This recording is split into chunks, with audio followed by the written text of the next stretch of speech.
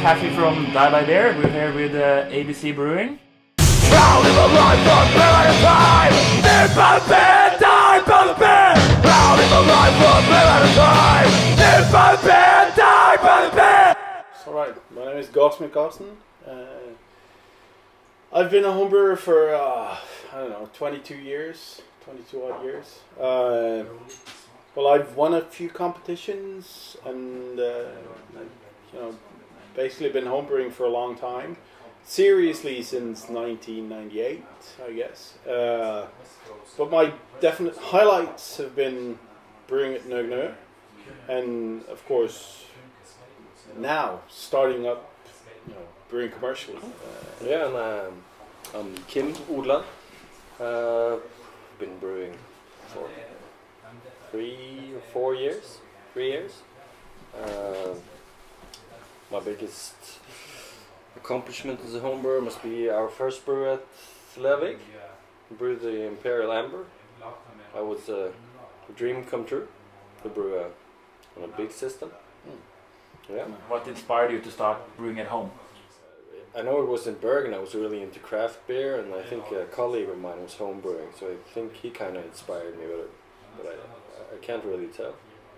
Suddenly I was brewing. Yeah. But I'll say this though, my wife pushed me into go all grain because I was kind of happy doing the extract and the steeping grain. Now, if you're gonna do something, you should do it right. So she pushed me into all grain. That was kind of good. I think I actually started sort of because of my mother. My mother made tomtebrygg, traditional crappy Norwegian homebrew for Christmas. And I've always been interested in how you make food from the ground up, and so it was that with beer as well. I wasn't interested in beer until actually I was old enough to drink it. So when I turned 18, that's basically when I sort of discovered beer, and then it was only sort of natural for me to look at how it was brewed and start trying to do it myself. In the beginning it was pretty hard because you couldn't get any ingredients or anything, but as soon as the first homebrew shops opened in Norway, it was just go for it. Why did you guys start a Gypsy Brewery together? Because we fell in love. Actually, it started with Johnny V, the owner of Henrik Øl og Vinstue in Bergen. I knew Kim from before because he actually, when he lived in Bergen, I still live in Bergen. When he lived in Bergen, he approached me on the Nordbrygg forum and asked if he could give me some beer that I could taste and evaluate for him. So I met him there, and later on we continued chatting on the net, and you came over with a friend of yours and had some homebrew at my place, and from that day on, I guess we just kept talking to each other, and then we knew this guy at Henrik Øl og Vinstue, both of us. So one day he approached me and said, would you like to make a beer for us that we can sell in the pub? And it'd be nice if you had Kim along on the project. And of course we said yes. And at first it was only to be a one-off, but then we figured this was too good of a thing to just let go. And he said, yeah, we should brew some more beers. And, so it started simply by chance. We had fun, and I guess we share some of the same tastes in beer, and we're both really into the brewing process and everything, so it was just natural. And he's a pretty nice guy, so it was all fun. How do one start up as a Gypsy brewer? We don't have any ambitions apart from conquering the world and total world domination, of course. But we really haven't had to work for it, We've been asked to brew beer, and we've taken it from there, and we'll see what the future brings. But I guess the thing is to find the right breweries. You need to find a brewery that brews quality beer and then has the capacity to brew your beer when you want them to brew it. You're touching on a kind of important point there, is to get not just the brewery you want to brew at, but also a brewery has capacity to brew your beer, because you're dipping into their stock of grains and especially hops. We like to use a lot of hops.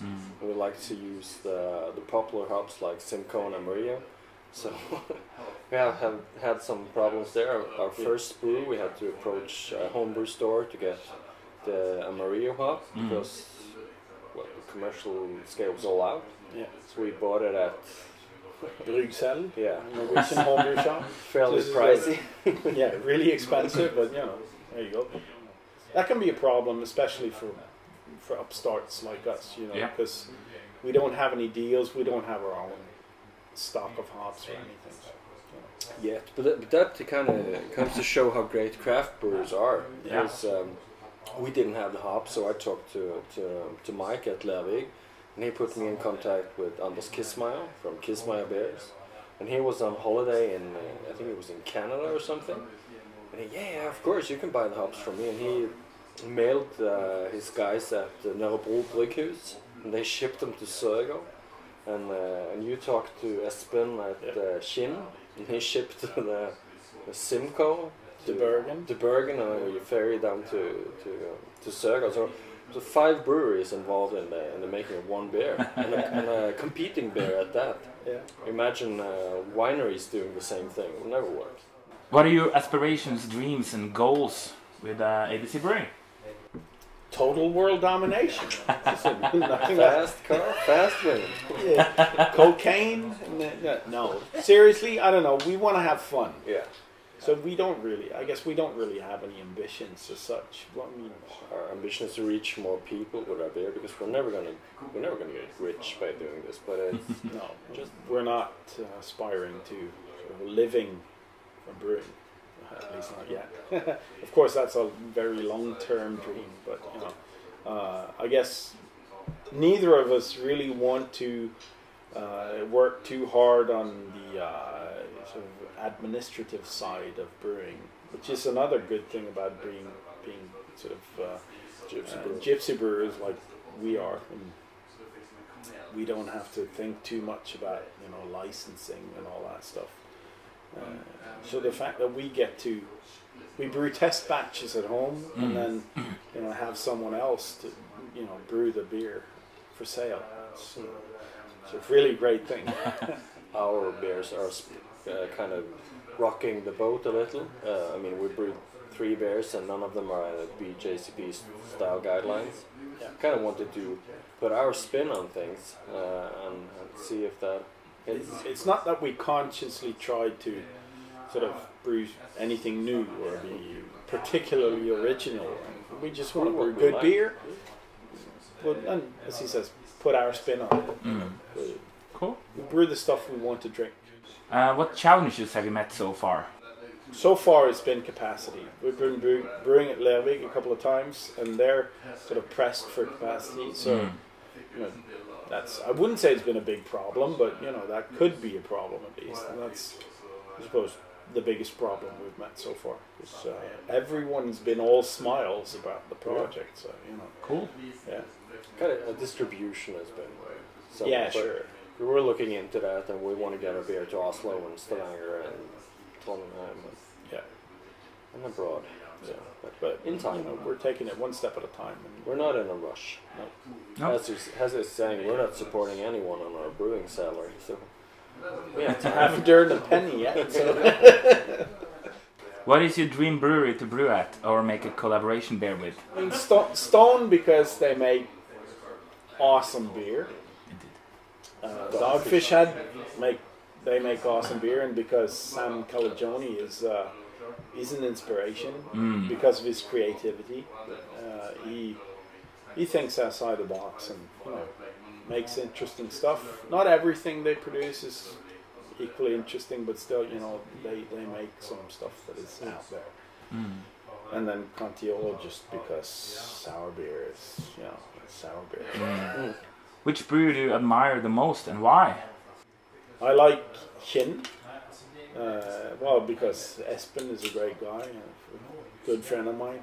and because he does something slightly different from other craft breweries in Norway. He makes English style beers, you know, Open low fermentation. alcohol, Mm. open fermentation. Yeah, it does his own thing.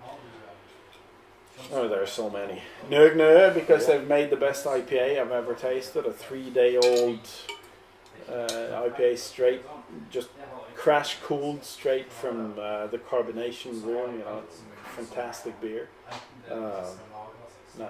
Stone, because they make Arrogant Bastard, and when that's fresh, it's just.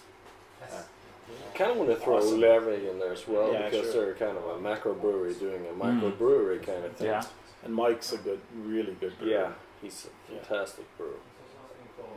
The Lucky Jack in the supermarket, the supermarket beer that it's tasty. My can's empty. Your can's That's a problem. Yeah, that's the thing, dude. That's the first craft beer on can. In cans in Norway, yeah. Yeah. In And Norway. also one of the first, you know, well, basically the first proper American pale ale that is sold in shops in Norway. That alone is an achievement. Yeah. Worst brew day story ever. Well, okay, when I was at Nøgne brewing the Anrimnir barley wine, Frank Verme, the brewer, told me to keep an eye on the boil kettle, and I managed to, you know, I forgot, and we had a boil over, and you know, probably lost a couple of 100 liters in the boil over, but you know, out of 4,500 liters, I guess it's not that bad. Shit happens. Yeah, shit. Yeah. But so, honestly, I don't really have any bad experiences in the brew house. I guess I'm lucky in that way. Okay. So tell me about the craziest beer you ever brewed. I don't think I've brewed anything crazy. I mean, It's got to be the full Nelson. yeah, the full Nelson was kind of crazy though. Yeah, forgot about that. We put about It was good though. Yeah, it was good. We put a kilo of Nelson Sauvin hops in a 20-liter batch of beer, and we put them in at the end. It's really funny beer though. The wort turned green. Lost a lot of beer, and it tastes like grapefruit. Yeah. It was a good beer. Extremely hoppy, but not as bitter as you would have thought it was. But, Very mellow bitterness, but yeah. Extremely fruity. Yeah. Why it's worth it? Yeah. Because beer's good. So we like to drink beer. That makes it worth it in itself. Now there are so many rewarding things about beer. You know, serving beer to other people. Beer is a social drink. You know, so no matter how much of a beer snob you are, you know, the goal is always to produce good beer that people like, and good beer makes people happy. That's the best reason there is. For me, also, there's the learning aspect of it, because there's so much to learn about brewing beer. You have, the technical side of it. You have the history of beer and the way beer has been an important drink in society for thousands of years. You know, there are so many aspects to the drink. But of course, the sheer enjoyment of it and seeing people smile when they drink your beer, there's no better reward than that. It's like seeing your kid being happy because you give him a lollipop or something. It's excellent. So that makes it all worth it. And of course, it's meeting all the great people in the beer community, because it is really a great community. And you know, the fact that I get to brew with a good friend like him is, just makes it worth it. Definitely. Cool. yeah, I would say the same. It's all about the people you meet, and get to see other people drink your beer and converse with them and see them enjoy it. And of course, it's fun to go up to the bars. I'll have one of my own. So that's kind of fun though. But just see other people enjoying the beer that you like and the beer you made. That's really rewarding. Apart from all the drugs and the women, and fast cars and all that. Tall steaks. If you get the chance to taste our beer, go for it. Try it, and enjoy good beer. There's not much more to it.